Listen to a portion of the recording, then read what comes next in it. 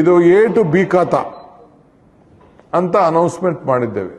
ಕೆಲವೆಲ್ಲ ಬಿ ಖಾತಾ ಇಟ್ಕೊಂಡಿದ್ದಾರೆ, ಯಾರು ಸಾಲ ತಗೊಳಕ್ಕಾಗೋದಿಲ್ಲ.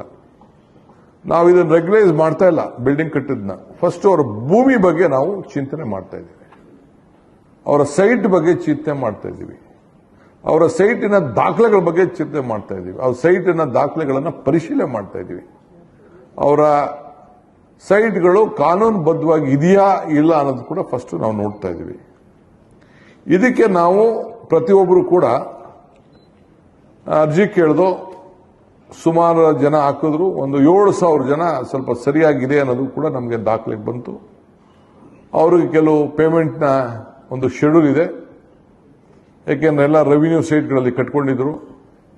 ಅವ್ರಿಗೆ ನೀರು ಕೊಟ್ಟಿದ್ದೀವಿ, ಕರೆಂಟ್ ಕೊಟ್ಟಿದ್ದೀವಿ, ರಸ್ತೆ ಕೊಟ್ಟಿದ್ದೀವಿ, ಏನೇನು ಬೇಕೆಲ್ಲ ಕೊಟ್ಟಿದ್ದೀವಿ. ಆದರೆ ಮುಂದಕ್ಕೆ ಅವರು ಏನು ಟ್ರಾನ್ಸಾಕ್ಷನ್ಸ್ ಮಾಡೋಕ್ಕಾಗ್ತಿರ್ಲಿಲ್ಲ. ಸೊ ಅದಕ್ಕೆ ರೆಗ್ಯುಲೈಸ್ ಮಾಡಿ ಎ ಬಿ ಇಂದ ಎಗೆ ತೆಗೆದುಕೊಂಡು ಈಗಾಗಲೇ ಒಂದು 7,000 ಜನಕ್ಕೆ ಈಗಾಗಲೇ ನಾವು ಒಂದು ಕೊಡಬೇಕು ಅಂತ ತೀರ್ಮಾನ ಮಾಡಿದ್ದೀವಿ. ಈಗ ಪ್ರತಿಯೊಂದು ಪ್ರೈವೇಟ್ ರೋಡ್ ಇತ್ತಲ್ಲ, ಈ ರೆವಿನ್ಯೂ ರೋಡ್ ಎಕ್ಸ್ಟೆನ್ಷನ್, ಈಗ ಸಿಟಿ ಒಂದು ಏರಿಯಾ ಇತ್ತು, ಪಕ್ಕದಲ್ಲಿ ರೆವಿನ್ಯೂ ಕಟ್ಟಿಬಿಟ್ಟಿದ್ದ, ಸೈಟ್ ರಿಜಿಸ್ಟ್ರೇಷನ್ ಮಾಡ್ಕೊಂಡಿದ್ರು, ಒಂದು ನಂಬರ್ ಪಂಚಾಯತಿ ನಂಬರ್ ಹಾಕಿ ಮಾಡ್ಕೊಂಡಿದ್ರು. ಸೊ ಪಾಣಿಲಿ ಅವಂದೇ ಹೆಸರು ಬರ್ತಾ ಇತ್ತು, ಭೂ ಮಾಲೀಕರು ಬೇರೆಯವ್ರಿಗೆ ಇನ್ನೊಬ್ಬರಿಗೆ ಹೆಸರು ಬರ್ತಾ ಇತ್ತು, ನಿನ್ನ ಹೆಸರು ಪಾಣಿ ಇದೆ ಅಂತ ಹೇಳಿ ತಿರ್ಗಾ ಬರ್ಸೋದು, ಇವೆಲ್ಲ ಮಾಡ್ತಾ ಇದ್ರು. ಸೊ ನಾನು ಕ್ಯಾಬಿನೆಟ್ ತೆಗೆದುಕೊಂಡೋಗಿ ಒಂದು ಕಾನೂನು ಮಾಡಿ all roads of those revenue areas has been taken over by the government and all the property are the permanent property of the corporation ಅಂತ ಹೇಳಿ ಡಿಕ್ಲೇರ್ ಮಾಡಿ ಅವರ ಹಕ್ಕನ್ನ ಸೈಟನ್ನ ರಿಜಿಸ್ಟ್ರೇಷನ್ ಮಾಡಿದ್ಮೇಲೆ ಆ ಉಳುಕನ್ನ ಈಗ 30-40 ಅಂತ ಒಂದು ಸೈಟ್ ಮಾಡಿಬಿಟ್ಟು 20 ಸೈಟ್ ಹಚ್ಬಿಟ್ಟು ಮಿಕ್ಕಿದ ಭೂಮಿನೂ ಹಂಗೆ ಪಾಣಿ ಅವನ ಹೆಸರೇ ಇರ್ತಿತ್ತು. ಆದರೆ ನಾಳೆ ಇದು ತೊಂದರೆ ಆಗಬಾರ್ದು ಅನ್ನೋ ದೃಷ್ಟಿಯಿಂದ ಎಲ್ಲ ಸೈಟ್ಗಳನ್ನ, ಎಲ್ಲ ರೋಡ್ಗಳನ್ನ, ಸೈಟನ್ನು ಹೊರತುಪಡಿಸಿ ಆ ರಸ್ತೆಗಳನ್ನು ಸರ್ಕಾರಿ ರಸ್ತೆ ಅಂತೇಳಿ ಡಿಕ್ಲೇರ್ ಮಾಡಿ ಅದಕ್ಕೆ ಅಭಿವೃದ್ಧಿ ಮಾಡುವಂಥ ಕೆಲಸ ಮುಂದುವರಿಸಿದ್ದೇವೆ. So all private roads are declared as government roads. So ಇಲ್ಲಿ ರೆವಿನ್ಯೂ ಆಫೀಸರ್ಸು, ನಮ್ಮ ಡೆಪ್ಟಿ ಸೆಕ್ರೆಟರಿ ಮತ್ತು ಜಾಯಿಂಟ್ ಕಮಿಷನರ್ ಇವರು ಈ ವೇಳೆಯಲ್ಲಿ ಈ ಜವಾಬ್ದಾರಿಯನ್ನು ತೆಗೆದುಕೊಳ್ತಾರೆ. ನಮ್ಮ ಅಧಿಕಾರಿಗಳು ಇದರಲ್ಲಿ ಕೆಲವರೆಲ್ಲ 2 ದಿನ ಹೆಚ್ಚಿಗೆ ಸೆಕೆಂಡ್ ಸಾಟರ್ಡೆ, ಥರ್ಡ್ ಸಾಟರ್ಡೆ ರಜಾ ಇದೆ. ಸೊ ಅವ್ರಿಗೆ ಪಾಪ ಇನ್ನೊಂದು ದಿನ ಬೇಕಾದ್ರೆ ನಾವು ರಜಾ ಫ್ರೀಯಾಗಿ ಕೊಡ್ತೀವಿ, ಅದನ್ನ ನೆಕ್ಸ್ಟ್ ದಾಖಲೆಯಲ್ಲಿ ಇರ್ತದೆ, ಬೇಕಾದ್ರೆ ಬೇರೆ ದಿನ ರಜಾನ ಅವರು ಉಪಯೋಗಿಸ್ಕೊಳ್ಬಹುದು. ಸೊ ಅದರಿಂದ ಇಂಥ ಕೆಲಸವೆಲ್ಲ ಕೂಡ ನಾವು ಮಾಡ್ತೇವೆ. ಆದರೆ ಅಪಾರ್ಟ್ಮೆಂಟ್ ಖಾತೆ ಇದೆಯಲ್ಲ, ಈಗ ನಾನು ಅವ್ರಿಗೆ ಅಪಾರ್ಟ್ಮೆಂಟ್ ಖಾತೆ ಏನಿದೆ ಅದನ್ನು ಕೂಡ ಫ್ಲಾಟ್ಸ್ ಎಲ್ಲೆಲ್ಲಿದೆ ಅಲ್ಲೆಲ್ಲ ಕೂಡ ಆಕ್ಯುಪೆನ್ಸಿ ಸರ್ಟಿಫಿಕೇಟ್ ಎಲ್ಲಿದೆ ಆಟೋಮೆಟಿಕಲಿ ಆ ಖಾತೆಗಳನ್ನು ಮಾಡುವಂಥ ಕೆಲಸನ ನಾವು ಮಾಡಿಕೊಡ್ತೇವೆ. ಆನ್ಲೈನ್ ಖಾತಾ ಈಗಾಗಲೇ 37,480 ಖಾತೆ ಈಗಾಗಲೇ ನಾವು ಮಾಡಿದ್ದೇವೆ. ಯಾರು ಅದಕ್ಕೆ ಕೇಳಿದ್ರು ಅದನ್ನ ಓಪನ್ ಆಗಿ ಅದನ್ನು ನಾವು ಮಾಡ್ಕೊಂಡು ಬಂದಿದ್ದೇವೆ. ಸೊ ಈ ರೀತಿ 25 ಲಕ್ಷ ಖಾತೆಗಳನ್ನು 10 ದಿನದಲ್ಲಿ ಆನ್ಲೈನ್ ಅಲ್ಲಿ ದಾಖಲೆ ಮಾಡಿರೋದು ಇದು ಇಡೀ ಭಾರತದ ಒಂದು ದಾಖಲೆ.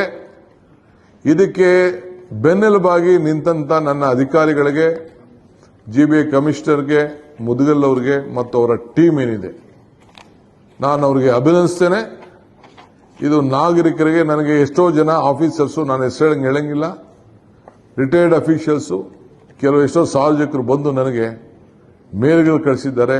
ನಾವು ಎಕ್ಸ್ಪೆಕ್ಟ್ ಮಾಡಲಿಲ್ಲ, ನಮ್ಮ ದಾಖಲೆ ನಮ್ಮ ಹತ್ರ ಕರೆಕ್ಟಾಗಿದೆ, ನಮ್ಮ ಫೋಟೋ ಇದೆ, ನಮ್ಮ ಆಸ್ತಿ ಇದೆ, ನಮ್ಮ ಮೆಜರ್ಮೆಂಟ್ ಕರೆಕ್ಟಾಗಿದೆ ಅಂತೇಳಿ ಬಹಳ ಸಂತೋಷವನ್ನು ವ್ಯಕ್ತಪಡಿಸಿದ್ದಾರೆ. ಸೊ ಇಲ್ಲಿ ಪ್ರೀವಿಯಸ್ಲಿ ಮ್ಯಾನ್ಯಲ್ ಅಲ್ಲಿ 7,436 ರಿಜಿಸ್ಟರ್ಗಳಿದ್ದು, 64 AR ಆಫೀಸ್ ಇತ್ತು. ಸೊ ಇಲ್ಲಿ ಬೇಕಾದಷ್ಟು ಮಿಸ್ಯೂಸ್ ಆಗುವಂಥದ್ದು, ತಿದ್ದಾಗುವಂಥದ್ದು ಎಲ್ಲ ಅವಕಾಶಗಳಿತ್ತು. ಇದೆಲ್ಲ ಕೂಡ ಆನ್ಲೈನ್ ಮಾಡಿ ಇದನ್ನು ಕಂಟ್ರೋಲ್ ಮಾಡಿ ಫಿಂಗರ್ ಟಿಪ್ಸ್ನಲ್ಲಿ ಸಿಟಿಸನ್ಸ್ಗೆ ಅನುಕೂಲ ಆಗುವಂಥ ಬೆರಳು ಹಚ್ಚಿದ್ರೆ ಆ ದಾಖಲೆಗಳನ್ನು ಒದಗಿಸಿಕೊಡುವಂತ ಕೆಲಸವನ್ನ ಆಗ್ತಾ ಇದೆ. 200 ಜನ ನಮ್ಮ ಸಿಬ್ಬಂದಿ ನೌಕರರಂದ್ರೆ ಅಧಿಕಾರಿಗಳು 10 ತಿಂಗಳು ಸುಮಾರು 50,000 ಮ್ಯಾಂಡೇಸ್ ಯುಟಿಲೈಸೇಷನ್ ಮಾಡಿ ಈ ಕೆಲಸವನ್ನ ಮಾಡಿದ್ದಾರೆ. ನಾವೇನು ಜಾಸ್ತಿ ಏನು ಖರ್ಚು ಮಾಡಿಲ್ಲ. ಇದಕ್ಕೆ ಸಾಮಾನ್ಯ 1-2 ಕೋಟಿ ರೂಪಾಯಿ ಅಷ್ಟು ಖರ್ಚಾಗಿರ್ಬೋದು. ಇದು ಬಹಳ ಎಲ್ಲರೂ ಕೂಡ ಇದು ವೈಯಕ್ತಿಕವಾಗಿ ಇನ್ವಾಲ್ವ್ ಮಾಡಿ ಇಡೀ ನಮ್ಮ ದೇಶಕ್ಕೆ ಒಂದು ದೊಡ್ಡ ಸಂದೇಶವನ್ನು ಕಳಿಸುವಂತ ಕೆಲಸವನ್ನ ಇವತ್ತು ಮಾಡಿದ್ದಾರೆ. ಸೊ ಅದರಿಂದ ಈ ಒಂದು ಐತಿಹಾಸಿಕವಾದಂತಹ ತೀರ್ಮಾನ 25 ಲಕ್ಷ ಈ ಖಾತೆ, ಇನ್ನು ಮುಂದಕ್ಕೆ A to B ಖಾತೆ ಯಾರಿಗಾಗಬೇಕು ಅದನ್ನ ನಾನು ತಿರ್ಗಾ ಕೆಲವರೆಲ್ಲ ಒತ್ತಡ ಮಾಡಿದ್ರು, ಇದನ್ನ ಸಡಿಲಿಸಿ ಮಾಡಿ ಅಂತ ಹೇಳಿದ್ರು. ಅಲ್ಲಿ ಏನಾಗ್ತದೆ ಅಂತಂದ್ರೆ ತಿರ್ಗಾ ಮಾಡ್ಕೊಡ್ಬೋದು ಅಂದ್ರೆ ನಾನು ನೋಡಿದೆ ಅದನ್ನ. ನಮ್ಮ ಆಫೀಸರ್ಸು ಕೆಲವರು ನೋಡಿದೆ, ನಾನು ಕೆಳಗಡೆ ಮಟ್ಟದ ಆಫೀಸರ್ಸು. ಇದು ಮಿಸ್ಯೂಸ್ ಆಗಿ ಒಂದ್ಸತಿ ದಾಖಲೆ ನಾವೇನಾದ್ರು ಹೆಚ್ಚು ಕಮ್ಮಿ ಮಾಡಿದ್ರೆ ಅದನ್ನ ತಿದ್ದೋದು ಬಹಳ ಕಷ್ಟ ಆಗ್ತದೆ. ಸೊ ಆ ದೃಷ್ಟಿಯಿಂದ ಒಂದು ಅವಕಾಶ ಮಾಡೋಣ ಅಂತೇಳಿ ಅವರ ಮನೆ ಬಾಗಿಲಿಗೆ ಹೋಗಿ ಅದನ್ನ ನಾನು ಬ್ಯಾಟರಾಯನಪುರದಲ್ಲಿ ಗಮನಿಸಿದೆ. ಅವತ್ತು ಏನು ಜನ ಒತ್ತಡ, 10,000 ಜನ, 5,000 ಜನ, 3,000 ಜನ, ಲಂಚ ಇವೆಲ್ಲ ಕೂಡ ಅಲ್ಲಿರಲಿಲ್ಲ. ಆದರೆ ಬೇರೆ ಕಡೆ ಇದನ್ನೆಲ್ಲ ನಾನು ಗಮನಿಸಿದೆ. ನಾನು ಇದನ್ನ ತನಿಖೆ ಕೂಡ ಮಾಡಿಸಿದ್ದೇನೆ.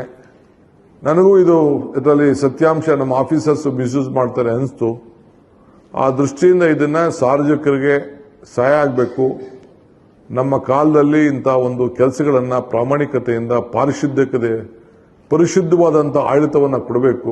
ನಮ್ಮ ಗವರ್ನೆನ್ಸ್ ಇದರಲ್ಲಿ ಜನ ಅದನ್ನ ಮೆಚ್ಚುಗೆ ರೀತಿಯಲ್ಲಿ, ಯಾಕೆಂದ್ರೆ ಬೆಂಗಳೂರು ನಾಗರಿಕರು ಇಡೀ ವಿಶ್ವಕ್ಕೆ ಹೆಸರಾದಂತಹ ಒಂದು ನಗರ, ಅದರಲ್ಲಿ ಎಲ್ಲರ ಆಸ್ತಿಯ ದಾಖಲೆಗಳನ್ನ ಕರೆಕ್ಟ್ ಇಡಬೇಕು ಅನ್ನೋ ದೃಷ್ಟಿಯಿಂದ ಈ ತೀರ್ಮಾನವನ್ನು ನಾನು ತೆಗೆದುಕೊಂಡು ಇವತ್ತು ನಿಮಗೆ ಅನೌನ್ಸ್ ಮಾಡಲಿಕ್ಕೆ 16ನೇ ತಾರೀಕಿಂದ ಸಿದ್ಧತೆ ಮಾಡ್ಕೊಳ್ಳಿ. ಈಗ ಕೂಡ ನಾಳೆಯಿಂದನೇ ಹೋಗಿ ನಿಮ್ಮ ಆಫೀಸ್ಗಳಲ್ಲಿ ಅರ್ಜಿಗಳು ಕೊಡಿ, ಒಂದು ಟೋಕನ್ ನಂಬರ್ ಕೊಡಿ. ಆ ಏನು ನಿಮ್ಮ ಯಾರು ಏರಿಯಾಗೆ ಅಲ್ಲಿಗೆ ಬರ್ತದೆ ಅಲ್ಲಿ ಏನು ನಂಬರ್ಗಳಿರ್ತದೆ ಅವ್ರಿಗೆಲ್ಲ ಫೋನ್ ಮಾಡಿ ನಾವು ತಿಳಿಸ್ತೇವೆ. ಅಲ್ಲಿಗೆ ಬನ್ನಿ. ಏನಾದ್ರು ಸಮಸ್ಯೆ ಇತ್ತಂದ್ರೆ ಸರಿ ಇತ್ತು ಅಂದ್ರೆ ನಾವು ಮಾಡಿಕೊಟ್ಬಿಡ್ತೀವಿ. ಸರಿ ಇಲ್ಲ ಅಂತಂದ್ರೆ ನೀವು ಮತ್ತೆ ಕೂತ್ಕೊಂಡು ದಾಖಲೆಗಳನ್ನು ನಮ್ಗೇನೇನು ಮೂಲ ದಾಖಲೆಗಳು ಬೇಕು ಆ ದಾಖಲೆಗಳನ್ನ ಸ್ಕ್ಯಾನಿಂಗು, ಡಾಕ್ಯುಮೆಂಟೇಷನ್ನು, ಕೆಲವರು ಯಾರ್ದೋ ಆಸ್ತಿನ ಯಾರಿಗೋ ರಿಜಿಸ್ಟರ್ ಮಾಡಿಬಿಟ್ಟಿರ್ತಾರೆ, ಫಸ್ಟ್ ತಗೋಬಿಟ್ಟಿರ್ತಾರೆ. ನಾನೇ ಅನುಭವಿಸಿದ್ದೇನೆ. ನಾನು ಹಿಂದೆ ಯಾವುದೋ ಒಂದು ಸಂದರ್ಭದಲ್ಲಿ ನನ್ನ ತಂಗಿ ಒಂದು ಆಸ್ತಿ ತಗೊಂಡಿದ್ದೆ. ನಾನು ಅವ್ರಿಗೆ ಖಾತೆನೇ ಕೊಡೋಕ್ಕಾಗಿಲ್ಲ. ಬೇರೆ ಇನ್ನೊಬ್ರು ತಗೊಂಡಿದ್ರು, ಅವ್ರ ಖಾತೆ ಆಗೋಯ್ತು, ನಮ್ಮ ಖಾತೆನೇ ಆಗಲಿಲ್ಲ. ಇಂಥ ಸಂದರ್ಭಗಳು ಇವತ್ತು ನನಗೆ ಅನುಭವ ಇದೆ. ಸೊ ಅದಕ್ಕೆ ನಾವೇ ನ್ಯಾಯವನ್ನು ಒದಗಿಸ್ಕೊಡ್ಬೇಕು ಅಂತೇಳಿ ಇದಕ್ಕೆ ಇಂಥ ಒಂದು ತೀರ್ಮಾನವನ್ನು ಜನರಿಗೆ ಅನುಕೂಲ ಆಗುವಂಥ, ನಾಗರಿಕರಿಗೆ ನ್ಯಾಯವನ್ನು ಒದಗಿಸ್ಕೊಡುವಂಥದ್ದು, ಅವರ ಆಸ್ತಿ ಮುಂದಿನ ಭವಿಷ್ಯಕ್ಕೆ, ಅವರ ಕುಟುಂಬಕ್ಕೆ ಈ ಭೂಮಿ ನ್ಯಾಯವನ್ನು ಕೊಡಬೇಕು ಅಂತೇಳಿ ನಮ್ಮ ಸರ್ಕಾರ ತೀರ್ಮಾನ ಮಾಡಿದೆ.